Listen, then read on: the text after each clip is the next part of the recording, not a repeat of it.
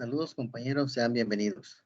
En esta oportunidad desarrollaremos un tema contenido dentro de la unidad 3, dentro de lo que es el tercer cómputo, para efectos de dar continuidad a las temáticas que tienen que ver con el manejo de efectivo y la administración de los activos de corto plazo en una empresa. El tema que nos compete ver ahora es el ciclo de conversión de efectivo, que es una de las herramientas utilizadas en la administración financiera para efectos de realizar una adecuada gestión del efectivo que maneja una empresa para efectos de su funcionamiento. Los subcontenidos a desarrollar parten de la premisa de la definición del ciclo de conversión de efectivo. Vamos a ver la teoría que sustenta esta herramienta en términos de lo que es el fundamento teórico del ciclo. Vamos a ver los distintos componentes que lo forman. Vamos a ver el apartado del ciclo de cobro y ciclo de pago, medidas para su optimización. Es decir, que además de ver los conceptos, vamos a ver qué estrategias se pueden sugerir para efectos de mejorar algunos inconvenientes detectados en esas variables. Y por último, vamos a ver brevemente un caso práctico, ¿verdad? Pequeño, corto, pero bastante ilustrativo. Las preguntas guía: ¿qué es el ciclo de conversión de efectivo? ¿Cómo lo calculo? ¿Y cuál es su utilidad? Una vez finalizada la presente discusión, ustedes serán capaces de poder dar respuesta a estas preguntas en términos de la creación de la competencia respectiva. Para iniciar, el ciclo de conversión de efectivo puede ser homologado con el término de ciclo de efectivo o ciclo de caja. De hecho, hay autores como Lawrence Gitman y Scott Beasley que le llaman ciclo de caja, pero otros como Block o en el caso de Briley a nivel de finanzas corporativas le llaman ciclo de conversión de efectivo. Es decir, indistintamente hablemos de ciclo de caja o ciclo de conversión de efectivo, estamos hablando de la misma herramienta. Esta es una herramienta primordial para la administración del capital de trabajo, es decir, el efectivo con el que la empresa opera desde la perspectiva de su circulante. Básicamente, el ciclo de conversión de efectivo es el plazo de tiempo que transcurre desde el pago por la compra de materia prima hasta la cobranza de cuentas por cobrar generadas por la venta del producto elaborado anteriormente. Es decir, que el ciclo de conversión de efectivo es una unidad temporal y en términos de tiempo es que damos una respuesta a el número específico de periodos, ya vamos a indicar qué unidad de tiempo específica se trata, respecto a lo que se maneja como el plazo de lo que es el ciclo de conversión de efectivo mediante una unidad temporal. En la unidad que acabamos de finalizar, estudiamos los ratios de eficiencia. Recordarán ustedes que había un grupo, una dimensión de estudio referido a los ratios de eficiencia que tenía que ver con el apartado de qué tan eficientemente eran manejados los recursos del negocio. Se enfocaba en el aspecto administrativo, ¿verdad? En la operativización administrativa de los recursos de la empresa. Dentro de los ratios de eficiencia teníamos el periodo promedio de cobro, periodo promedio de pago y días de inventario, los cuales son los componentes que se utilizan para calcular el ciclo de caja. Es decir, que el ciclo de caja lleva inmerso el uso de esos tres ratios: el periodo promedio de cobro, periodo promedio de pago y días de inventario. Así tomamos medidas para mejorar la rentabilidad empresarial. Esta semana la vamos a dedicar a estudiar el ciclo de conversión de efectivo, su forma de cálculo y la manera en la que se deben tomar decisiones desde la perspectiva de su uso. Recordarán ustedes que los activos circulantes representan la porción de la inversión que circula de una u otra forma en el conducto ordinario de los negocios. En español, es aquel grupo de renglones del balance general de activos y pasivos que tienen que volverse efectivo sí o sí en ese año fiscal que se está reflejando. ¿Ya? Son aquellos bienes, derechos y connotaciones a favor de nosotros que se pueden volver en efectivo durante ese año, por el lado de los activos, y por otro lado son todos aquellos compromisos de corto plazo que tenemos obligación de pagar en ese mismo año fiscal. Entonces, nos enfocamos estrictamente en el término circulante, ¿verdad? Lo que es convertido a dinero durante el año fiscal. Esta idea comprende la transición recurrente del efectivo a inventario, es decir, el dinero lo utilizamos para comprar insumos con los cuales producimos inventario. Teniendo existencias, las vendemos al crédito, generando cuentas por cobrar, y después la cuenta por cobrar la hacemos efectiva y eso se vuelve dinero. Así opera ese ciclo de interacción entre inventario, cuentas por cobrar y efectivo. La falta de sincronización de entradas y salidas de dinero da lugar a la necesidad de capital de trabajo, aspecto relacionado con los tiempos de duración del ciclo de conversión de efectivo. Es decir, en la medida que tenemos una programación adecuada de entradas y salidas de fondos, no tenemos la necesidad de tener que recurrir a financiamiento o alguna estrategia particular para efectos de adquirir dinero cuando se requiere para cubrir un compromiso específico. Si nuestro programa de pagos es más corto que nuestro programa de ingresos, tenemos problemas, porque en esencia debemos tener dinero para pagar. Tenemos que cobrar primero para poder pagar. Por lo tanto, esa dinámica de interacción entre los plazos de cobro y de pago es lo que denota la importancia del ciclo de conversión de efectivo. ¿Cuál es la teoría que fundamenta esta herramienta? Entre las cuestiones más importantes de una adecuada gestión financiera operativa, es decir, recalcando estrictamente lo que es corto plazo, ¿verdad? El apartado operativo es corto plazo. Está sin lugar a dudas el manejo de la actividad circulante. El giro circulante depende de las características estructurales de la empresa y variabilidad de condiciones generales del sistema económico. En este periodo medio tenderá a permanecer constante siempre que las condiciones no varíen. Es decir, si usted hace los cálculos en función de la información interna de la empresa y del entorno en algunos elementos en los que se ve afectada, usted va a obtener un valor, va a tener un dato. El ciclo de conversión de efectivo dura tanto. Si todas las condiciones que usted tomó en cuenta para calcular ese ratio, ese valor, esa dimensión, se mantienen inalteradas, se esperaría que el valor del ratio del ciclo de conversión de efectivo también se mantenga inalterado. Eso es lo que indica la teoría, ¿verdad? De que si las variables con las que hemos hecho los cálculos no presentan variación, pues el resultado no debería presentar variación. El tiempo que dura el ciclo debe ser financiado por la empresa. Es decir, el dinero que se requiere para funcionar va a depender de qué tan largo sea en términos de tiempo el ciclo de caja. Porque en función de eso es que usted requiere programarse para efectos de obtener financiamiento. La connotación es que a mayor duración, mayor cantidad de fondos se precisa para mantener la operación del negocio. Un ciclo de conversión de efectivo positivo significa que la empresa debe utilizar pasivos negociables, como préstamo bancario, por ejemplo, para mantener los activos operativos. Por ello es fundamental acortar los días del ciclo, siempre que las condiciones lo permitan, con vista a requerir menos fondos externos. Es decir, el reducir al máximo el ciclo de conversión de efectivo no solo depende de tomar la decisión consciente de hacerlo, sino que también depende de aquellas condiciones impuestas por los facilitadores de dinero, por el mercado, el tipo de negocio en el que estamos, el sector o rama de industria, etc. Es decir, hay varios factores que se conjugan para efectos de definir qué tan viable es reducir un ciclo de caja que sea muy extenso. El ciclo de caja se determina mediante 3 factores básicos de liquidez. Primero, periodo de conversión de inventarios o días de rotación de inventarios. Aquí es un ratio que habíamos calculado antes. Segundo, periodo de conversión de cuentas por cobrar o periodo promedio de cobro, que ya lo calculamos antes. Y 3, el de diferimiento de las cuentas por pagar o periodo promedio de pago, que también ya calculamos ese ratio anteriormente.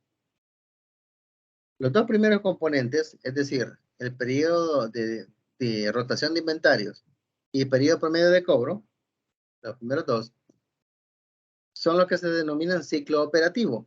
Una cosa es el ciclo operativo o ciclo de operación y otra cosa es el ciclo de caja. Es decir, ciertamente están relacionados, pero uno está inmerso en el otro. Es decir, el ciclo de operación está dentro del ciclo de caja. Entonces, vamos por partes.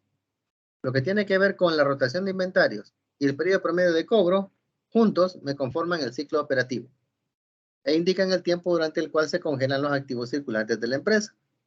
Esto es el plazo necesario para que el efectivo sea transformado en inventario, el cual a su vez se transforma en cuentas por cobrar, que a su vez se vuelve a transformar en efectivo. Lo que habíamos dicho, ¿verdad? La dinámica de interacción entre las distintas variables. Inventario, cuenta por cobrar y efectivo.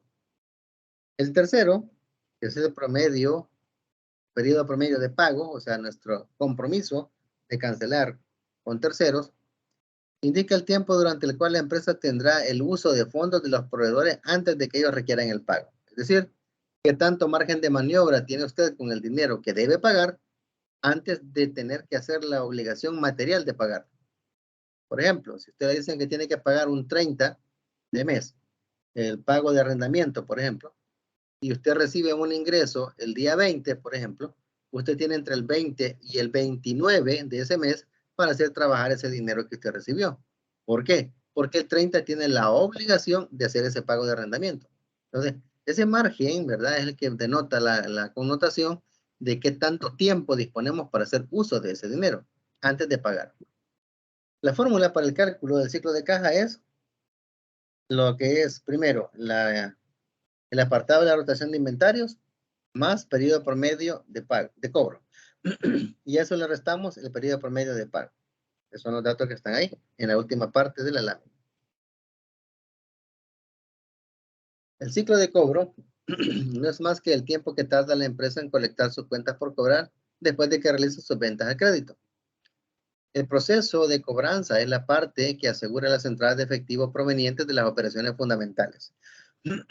Es de recordar que toda empresa que maneja ventas de tipo al crédito, ¿verdad? Que no son inmediatas, que no son en efectivo, tiene en alguna medida que destinar recursos a un área que tenga que ver con el cobro de las mismas. El simple hecho de que el dueño de una empresa tome un teléfono y llame, mire, que ya se está acercando el tiempo de que me pague la compra que me hizo tal día, ¿verdad? Ya voy a llegar a cobrar el dinero. Eso ya implica tiempo, implica dinero, implica esfuerzo. Entonces, el hecho de tener cuentas por cobrar o hacer ventas al crédito, como le quieran llamar, denota el apartado de que es necesario contar con una persona, área o encargado de hacer la gestión correcta de las mismas. El análisis de las cuentas por cobrar depende de la política de crédito que se aplique en cada entidad con vista a incrementar o reducir sus ventas. Por ejemplo, si usted pide 10 requisitos para que usted pueda venderle algo al crédito a alguien, mucha gente probablemente no se lo cumpla. Pero si usted mismo decide que en vez de 10 requisitos sean 5, probablemente entonces el número de personas o la afluencia de clientes que le van a llegar para poder cumplirle los requisitos sea mayor. Entonces, si usted endurece o flexibiliza las políticas de cobro, está en función de qué tanto está vendiendo. ¿Y cómo lo hace? En base a las condiciones de crédito. Entonces, la política se sustenta en variables que son controladas para esos propósitos y está ligada a las condiciones financieras y disciplina de pago de clientes en el cumplimiento de términos contractuales. Es decir, que hay un contrato de por medio, hay una obligación legal. Además, puede basarse en un estudio de los cobros promedios a clientes por edades. Es decir, se habla de edad no de los clientes, sino edad del tiempo que usted tarda en hacer que un cliente pague. ¿Ya? A eso se refiere. Eso es un análisis de antigüedad de cuentas por cobrar. ¿Qué tanto tiempo usted se tarda en que un cliente le pague? ¿Verdad? Y así usted lo estratifica. Clientes que tardan 15 días, clientes que tardan 30 días, clientes que tardan más de 30 días, etc. ¿Ya? A eso se refiere la edad, no la edad este, demográfica, sino a la edad en cuanto a la antigüedad de las cuentas por cobrar. Porque estos a su vez determinan los patrones de cobranza que va a contemplar la empresa en la confección del presupuesto de efectivo. ¿Qué medidas recomiendan los teóricos de finanzas sobre cómo achicar el ciclo de caja o cómo reducirlo lo más posible? Bueno, entre ellas podemos mencionar diferenciar los clientes de acuerdo a la edad de sus cuentas. Y lo pueden ver ustedes, la edad me refería a eso, a la edad de la cuenta, es decir, qué tan antigua es una cuenta por cobrar, no es la edad demográfica del cliente. Este punto se debe trabajar acerca con el reporte de antigüedad de las cuentas por edades. Ser más riguroso con la selección de clientes, esto se logra endureciendo los requisitos, ¿verdad? Siendo más estrictos a la hora de validar la información que un cliente da para efectos de ver si es sujeto a crédito. Hacer énfasis en la variable normas del crédito, que es donde se evalúa la calidad del mismo, ¿verdad? Establecer descuentos en efectivo a los clientes para fomentar pronto pago. Esto es como cuando se dice, yo a usted le vendo algo en $100 y me lo va a pagar en 30 días. Pero si me lo paga en 15, no me paga 100, me paga 98. Ya, le hago un descuento porque promueve el pago más temprano al tardío. Aunque está dentro del plazo, ¿verdad? Pero yo lo incentivo, lo motivo a que pague antes. Realizar las conciliaciones antes del vencimiento de las facturas para que los clientes asuman la totalidad del monto de sus deudas. Este es un apartado que tiene que ver con arreglo comercial desde la perspectiva de que la cuenta, una vez generada, se verifica en términos de conciliación, asumiendo el detalle de que el cliente tiene el compromiso de pagar en función de la fecha en la que está siendo conciliado. ¿Ya? Entonces, eso es como una forma también desde la perspectiva de negociación comercial de hacer que los clientes pues también sean un poco puntuales para pagar. Por otro lado, en el apartado de lo que es la reducción del ciclo de cobro, es decir, que tanto nos tardamos en cobrar nosotros, ¿verdad? Puede ser ejecutar una gestión de cobro rápida, 30 días, es decir, que el estándar, vean, normal de 30 días, con los mejores clientes y dar tratamiento especial a los que se califican como más morosos, sin perder el mercado en técnicas de alta presión. Aquí conviene aclarar que hay ocasiones que es mejor presionar tanto a un cliente para hacer que se vaya, porque resulta más dañino tenerlo dentro de nuestra cartera, porque es un cliente moroso, es un cliente que no paga, es un cliente ofensivo, un cliente que cuando quiere se muestra de una manera y cuando usted le llega a cobrar le puede cerrar la puerta en la cara, etcétera, ¿verdad? Entonces, como hay de todo, ¿verdad? Entonces, por eso es conveniente hacer un mapeo, así se le llama eso, hacer un mapeo de los clientes que usted tiene, los clientes calidad, clase A, los mejores, ¿verdad? Mantenerlos cerquita y hacerlos que paguen en 30 días o menos y dar un tratamiento particular a cada uno de los clientes morosos que te va detectando. Otro, aplicar recargo por mora establecido en los contratos de crédito comercial, es decir, mire, a usted le tocaba pagar 100 pesos el día 25, pero pagó el 26, entonces ahora va a pagar $110, ¿verdad? Porque así estaba el definido el acuerdo, pues hay un elemento contractual por ahí y el cliente estaba entendido y sabedor de que si se pasaba de un día, tenía que pagar pues un cierto recargo. Utilizar instrumentos establecidos para agilizar el proceso de cobro, que tiene que ver con el apartado de llamadas, mensajes, visitas y otras herramientas por ahí, ¿verdad? Requeridas para eso. La otra dimensión tiene que ver con el ciclo de pago. Y este es el tiempo que tarda la empresa en pagar sus cuentas por pagar después de haber realizado el pago de materias primas y mano de obra. Los ciclos de pago extendidos, o sea, mientras más yo dilato los pagos que tengo que hacer, aseguran ciclos de efectivo menores. Esta condición es favorable para empresas, siempre y cuando el diferimiento de los compromisos no interrumpa la cadena de suministro. Y por consiguiente, la falta de inventario no impida que los programas de producción y servicio al cliente operen normalmente. Además, hay otro elemento que se toma en cuenta del hecho de que el diferimiento de mis cuentas por pagar también puede traerme ciertos elementos que afecten mi reputación a nivel de mercado. Ah, no, hombre, no trabajé con fulano que es mala paga. No, hay que andar detrás de él para que te pague. El tipo es duro, no le sacas nada. Entonces, nadie quiere trabajar con alguien así. Entonces, una cosa es decir, mire, yo tengo que pagar el día 20 de un mes, pero yo el día 16, por ejemplo, le llamo a la empresa, señores, tengo un inconveniente, necesito generar cierta cuestión, me ha pasado tal cuestión, y lo fundamenta, pues lo documenta, y le dice, concédame un plazo para pagar en vez del 20, el día 29. Ah, ok, ahí depende qué tanta capacidad de negociación tenga, ¿verdad? Qué tanto peso tenga usted como cliente con sus acreedores. Y ellos le pueden decir, no, no te puedo dar hasta el 29, te doy el 25. Ah, ya tiene 5 días más usted de margen para trabajar el dinero, ¿me entiende? Entonces, ese es el tipo de características que refiere al hecho de que el diferir las cuentas por pagar es una herramienta útil, pero tiene ciertas consecuencias si se usa de manera indiscriminada. ¿Cómo se optimiza el ciclo de pago? Bueno, diferenciar las cuentas por pagar por edades de acuerdo al reporte de antigüedad de los saldos. La misma dinámica de las cuentas por cobrar, ¿verdad? Mientras más antiguas las cuentas que debo, más rápido debo dar prioridad a estas para pagarlas. ¿Ya? Otro, pagar saldos envejecidos evitando las sanciones por mora y pérdida de la imagen comercial. Lo que decíamos, ¿verdad? El diferimiento excesivo provoca eso.